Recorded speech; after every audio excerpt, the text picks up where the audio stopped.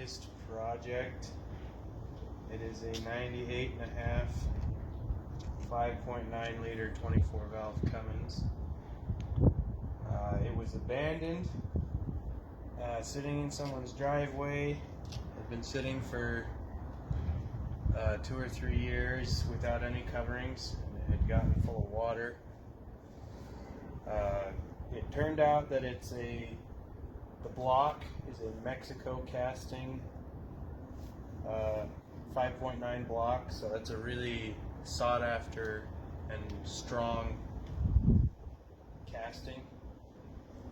So I thought it would be worth saving. The internals were so badly rusted and seized, the cylinders,